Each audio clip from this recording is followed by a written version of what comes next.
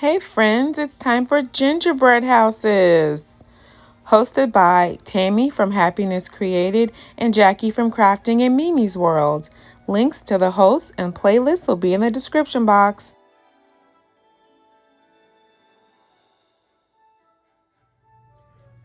I found this birdhouse at Michael's this past spring. Clearance $2.97. This will become my gingerbread house. It has 3 sections to it, a little yard on this platform. Perfect for a gingerbread house. First, I'm going to start out by adding some little design to my roof. I want to do a lattice. I love the look of lattice.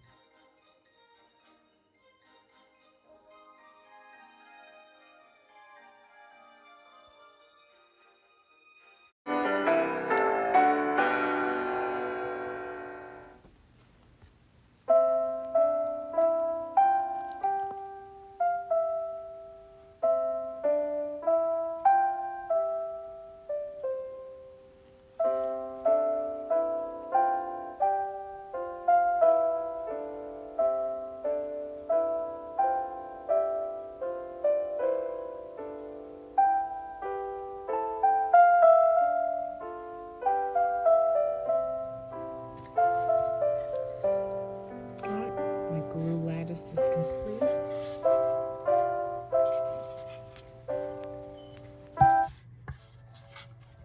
I want to get my paint started, but I'm going to remove these.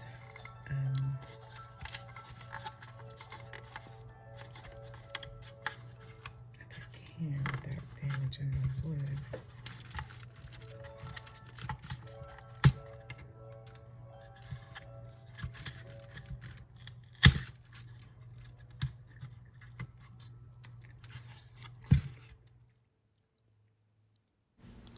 I use DollarTree spackle to fill in the hole for this front perch only. Alright, I'm going to mix up a little light mocha.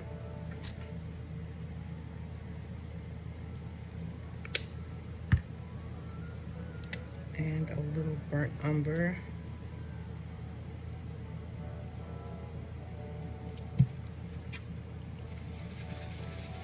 Mix a little at a time.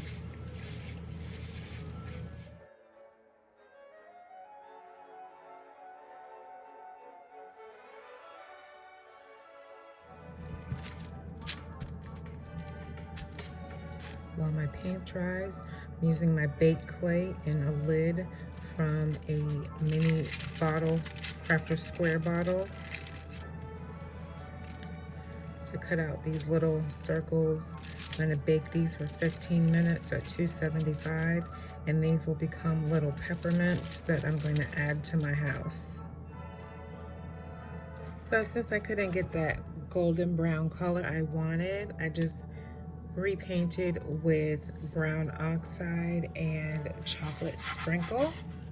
So now I'm ready for my roof, and I'm using Ballet Slipper Waverly Matte Paint, a plaid product and a proud plaid ambassador.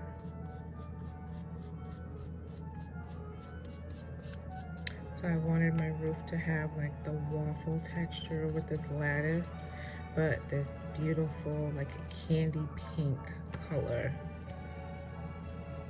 like cotton candy.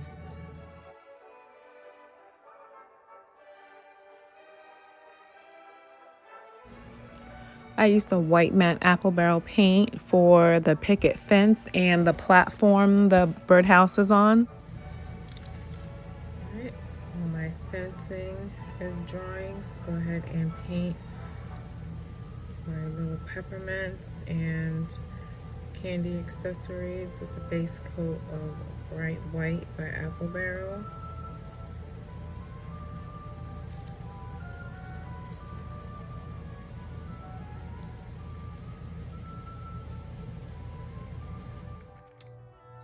Okay, I have this bamboo skewer, and I'm gonna need this for the windows to make them look like multi-pane windows, and I want them to match my roof, so I'm giving the skewer a coat of ballet slipper.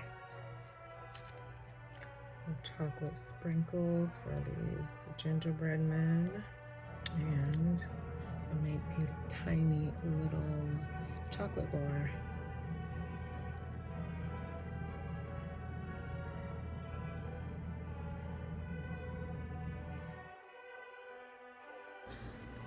Then I started to color in the accents on my little peppermints and my candy canes. I had a picture up on my phone so I can look at it and get it looking somewhat similar. I am not an artist, but I think they came out looking pretty cute. If you're enjoying this content, please consider subscribing to my channel and hitting the bell icon so you're notified every time I upload a new video.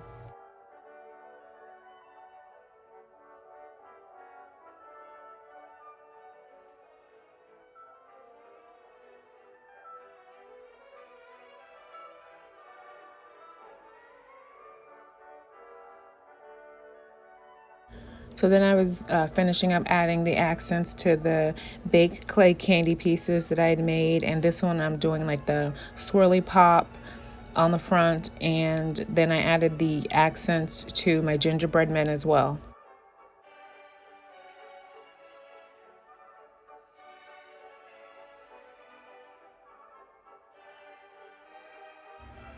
I used a white paint marker to trace out where I wanted the front door to be, and then I filled it in with the same ballet slipper that I used on the roof.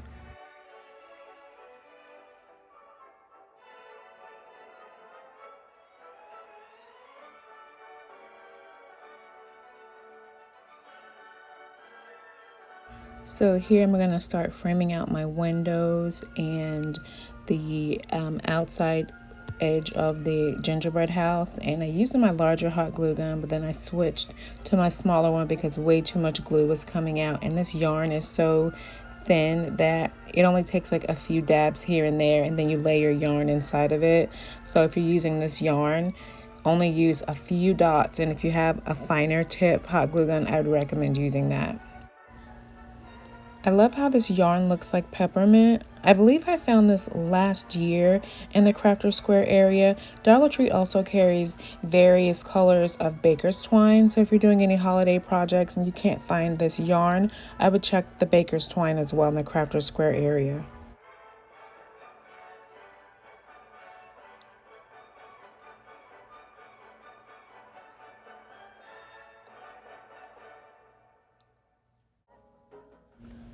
To frame out my pink front door, I am going to hot glue down a bit of white yarn.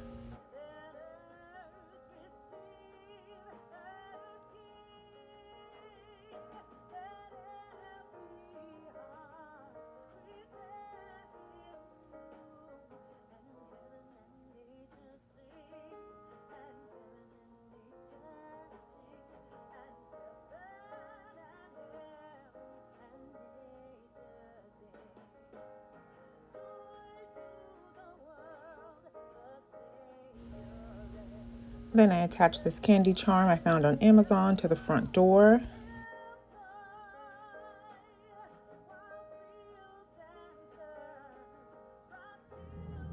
Use these Crafter Square multicolor stickers to put in between my lattice.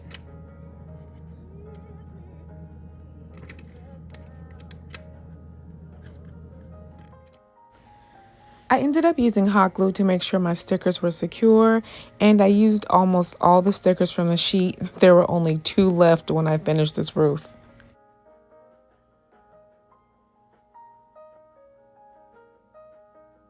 Now I'm going to secure all of my candy pieces down with clear grip Gorilla Glue. I do have some pieces that I found on Amazon, but they were like a grab bag, so it was a little bit of this and that. I do end up mixing in some of those pieces with the candy pieces that I made.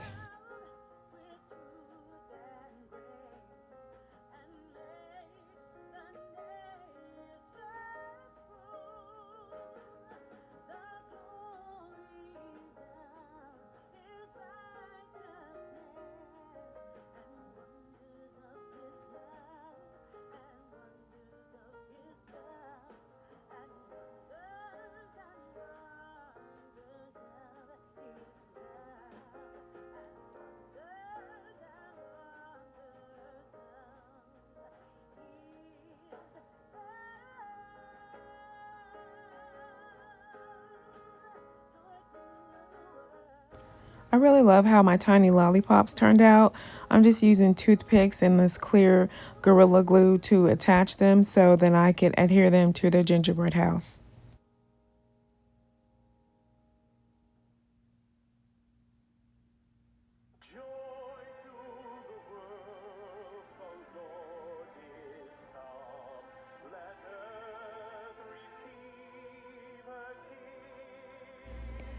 And now I'm going to snip my bamboo skewer down so that I could make accents in all of my window openings.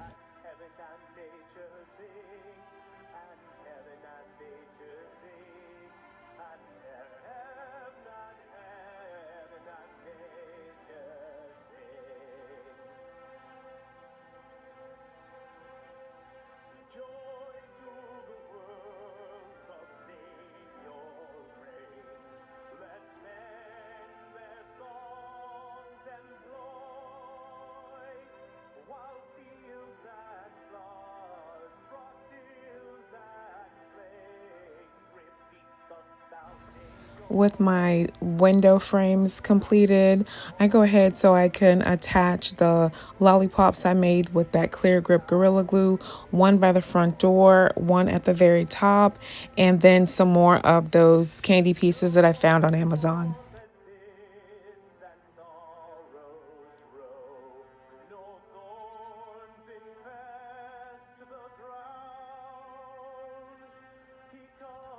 And I added some 3D white puff paint along the roof line just to give it a frosted look.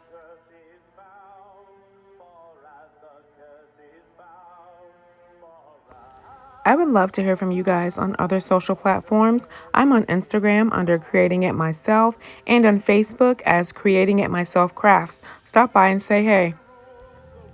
So I'm adding this glitterific because I don't want glitter fall out all over my house. So this is a glitterized paint so I can get the sparkle, like a glistening effect from my frosting and on my roof.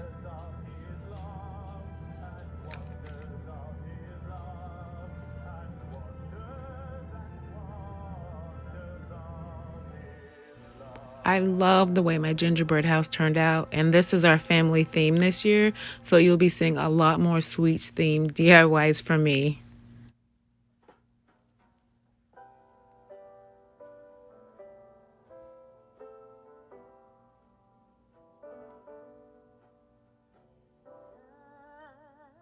If you enjoyed this DIY, I'll link a video where I transformed Dollar Tree signs into a Christmas village last year.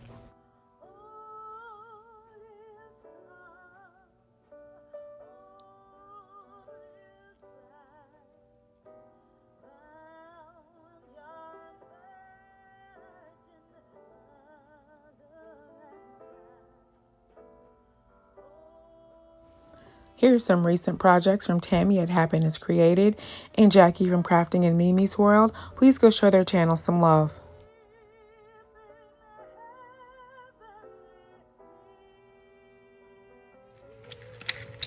Okay, for my last DIY, I'm going to use this plaster train from the Dollar Tree and use the last bit of that brown paint that I mixed to make this look like gingerbread.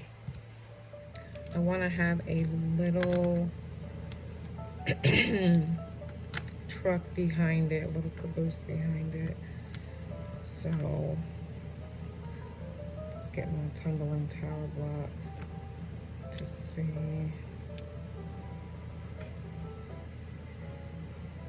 Yeah, so I'll glue these together. This is 6.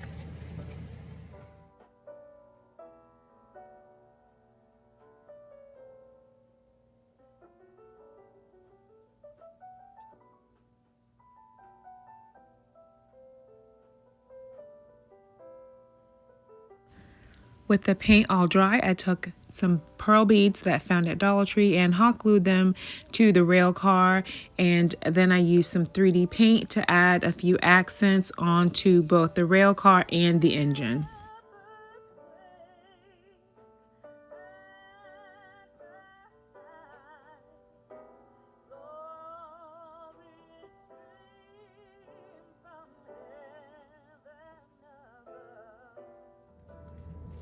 Now that all the puff paint is dry, I'm just gonna take a piece of gingham ribbon to attach the little rail car to the train, and that's it.